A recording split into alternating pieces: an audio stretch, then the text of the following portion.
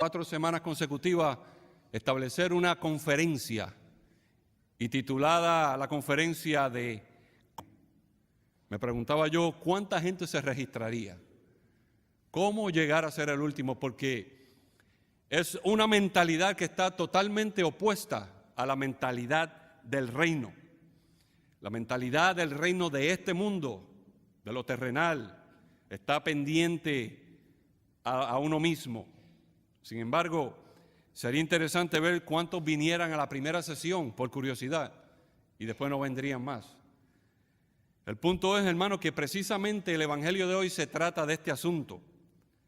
El evangelista Marcos nos relata de cómo Jesús anuncia su pasión, muerte y resurrección en 3 diferentes ocasiones, en los capítulos 8, 9 y 10. Y hoy estamos en el segundo episodio, en donde Jesús y los 12 regresan del territorio norte de Cesarea de Filipo y van rumbo hacia Cafarnaúm. Mientras van de camino, Jesús amplía la revelación de su propia identidad y les dice que el Hijo del Hombre, que es un título mesiánico, el cual Jesús se atribuye a él mismo, que lo encontramos en el libro de Daniel, capítulo 7, verso 13. Él dice que va a ser entregado en manos de los hombres, lo matarán y a los 3 días resucitará.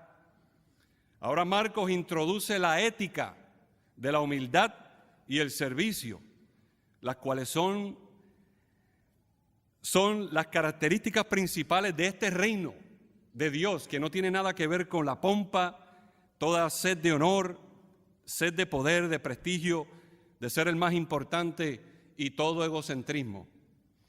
Aún así, los discípulos van precisamente haciendo conjeturas sobre quién es el más importante, inmediatamente después que Jesús les predice su propia pasión, muerte y resurrección. Se supone que después de esta proclamación de Jesús haya algún tipo de palabra de consuelo o de ánimo o de solidaridad de parte de los discípulos, dejándole saber a Jesús: Jesús, no te preocupes, estamos aquí para ti, para caminar contigo. Pero no, hermano, simplemente ellos se quedan callados y siguen en su asunto. Lo interesante de esto es que Marcos, el secretario de Pedro, no omite este relato y vemos de una manera transparente y real cómo el colegio de los apóstoles se enredan con estos asuntos terrenales de la ambición, de la competencia, de la envidia y de la codicia. Por eso el apóstol Santiago en su carta nos viene recordando que donde existen este tipo de actitudes, hermanos, lo que hay es un desorden y un caos. Lo curioso es cómo Jesús, mientras van discutiendo, Jesús no interviene en el asunto. Básicamente diciendo Jesús: me avisan cuando terminen, después hablamos. Pudiéramos decir que estas actitudes eran una sombra del estado de la iglesia de estos tiempos, donde hemos perdido este sentido de humildad y de servicio. Una vez los discípulos de Jesús llegan a la casa, lo más seguro yo digo que es la casa de Pedro, Jesús vuelve y le hace la pregunta de qué discutían por el camino. Una pregunta, yo digo, un poco embarazosa sin duda. Y es que, hermano, mientras más nosotros nos preocupamos por la comodidad de nuestra vida como cristianos, menos nos preocuparemos de las necesidades de aquellos que están alrededor nuestro. Y a la misma vez perdemos la esencia de lo que la fe cristiana representa y defiende. Luego de esta pregunta de Jesús hay un silencio, posiblemente por miedo a que Jesús los fuese a reprender por su vanidad, pero toda aquella discusión había sido silenciada por la conciencia de cada uno de ellos, por su inmadurez y por su ignorancia. De todas maneras, el maestro se sienta, Jesús se sienta con su santa calma y paciencia, porque Él es todo amor. ¿Cuántos creen eso? Que Él es todo amor. Y comienza a inculcarle este principio fundamental de la vida cristiana, que quien quiera ser el primero, que sea el último y servidor de todo. Y fíjense, hermanos, que Jesús nos dice hoy a nosotros aquí que no nos debemos dejar engañar por la definición de grandeza que el mundo allá afuera nos presenta y nos propone. No le debemos dar lugar a esos deseos de ambición. El gran San Agustín decía lo siguiente, que fue el orgullo lo que cambió a los ángeles en demonios. Y precisamente fue la humildad lo que cambió al hombre para que fuesen como ángeles. Él también decía, si tú quieres ascender, ¿cuántos quieren ascender? Hay que comenzar descendiendo.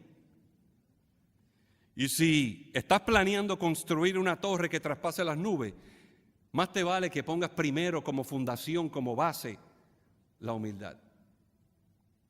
Alguien dijo también que la humildad es algo raro. A la vez que usted dice, ya siento la humildad, en ese preciso momento usted la pierde. Hay gente que me dice, ay no, porque yo soy humilde. Hermano, eso no hay que decirlo. En el momento que usted dijo eso, usted se descualificó usted mismo. La humildad es algo que alguien lo nota en su entrega. Fíjense que no hay nada malo con querer ser el primero. Jesús lo dijo. Si no hubiera sido así, Él no lo hubiese sugerido. Él no critica el objetivo, que es ser el primero, sino el método. ¿Cómo es que tú vas a ser el primero? ¿Con el ego? No creo. ¿Cómo lo vas a hacer? Con el Espíritu Santo que vive dentro de ti. Ahí sí, entonces hay lugar para que Cristo pueda ir trabajando con esta vanidad de nosotros. Ahora Jesús toma a este niño, que posiblemente era el hijo de Pedro, e introduce el modelo de liderato de servicio, algo que era ajeno a la mentalidad de los antiguos. Un servicio no forzado, sino voluntario, que se regocija sirviendo a los demás. Entendamos, hermanos, que los niños en la antigüedad no tenían ningún valor, ni ninguna estima como hoy día. De hecho, en el mundo pagano, a los niños los abandonaban en las calles y los dejaban ahí a morir. Y las autoridades, no habían leyes que protegieran a estos niños. La comunidad judía entonces los abrazaba y los criaba, pero el niño de esta escena no ilustra ninguna inocencia, sino ilustra a alguien que no puede valerse por sí mismo, que no tiene los recursos ni los medios para poder seguir viviendo por él mismo. En cada cosa que uno hace por un niño, yo no sé usted, pero no hay una expectativa de que el niño nos pueda dar nada a cambio. Los niños reciben mucho más de lo que dan. Nosotros los enseñamos a que sean más dadivosos, pero por lo general en su naturaleza el niño es egoísta, ¿o no? El niño dice, dame, dame, dame, mío, mío, mío, mine, mine, mine, mine. It's all about themselves. It's about the number one. Pero Jesús les enseña a servir de esta manera, hermano. De servir sin tener ninguna expectativa de recompensa o premio. Cuando tú das por gracia a alguien que tú sabes que no te puede corresponder, que no tiene los medios, los recursos, el dinero, lo que sea, el tiempo, en esa persona, hermano, es que tú encuentras al Señor. Ahí está la verdadera humildad, cuando tú ves que no te pueden corresponder. Por eso Jesús dice, aprendan de mí, que soy manso y humilde de corazón. La humildad de Jesús se anonadó al punto de que dice la Escritura en Romanos 5, aun cuando éramos enemigos de Dios, Cristo murió por nosotros. Jesús sabe que nosotros no podemos darle nada a Él que lo eleve, que lo lleve a otro nivel. De manera que nosotros, hermanos, deberíamos ser desprendidos en nuestro servicio, no solamente aquí dentro de las paredes de la iglesia, sino fuera de este lugar. Lo más importante de nuestro llamado, de la vocación de cada uno de ustedes como bautizados, es el servir. ¿A quién vamos a servir nosotros? Yo diría que no al que tiene prestigio y poder, al que te puede pagar, al que te puede recompensar, sino al más pequeño. La recompensa más grande es el saber que cuando recibimos al más pequeño, y yo creo que esta es la asignación, la exhortación, el reto de esta semana, buscar a alguien en tu vida que tú sabes que tiene necesidad y que tú sabes que no hay manera alguna de que él te pueda pagar. And you reach out to that person.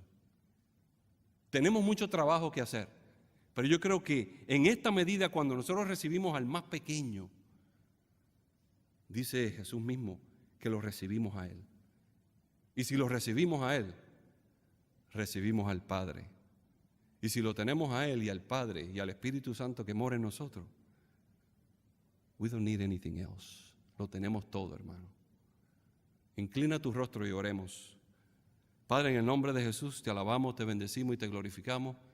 Y te damos gracias por esta hermosa palabra que nos ha venido a retar y a exhortar de buscar en el hermano un servicio desinteresado, humilde, que pueda hacerle la vida un poco más llevadera, más agradable, aliviar las cargas de nuestros hermanos que nos necesitan. En este día, Señor, te doy gracias por tu hermosa palabra, por los hermanos, por la bendición de pertenecer a tu iglesia. Llévanos con bien, Señor, a cambiar y a transformar este mundo. Todo lo haremos en nombre tuyo, tú que vives y reinas por los siglos de los siglos. Amén.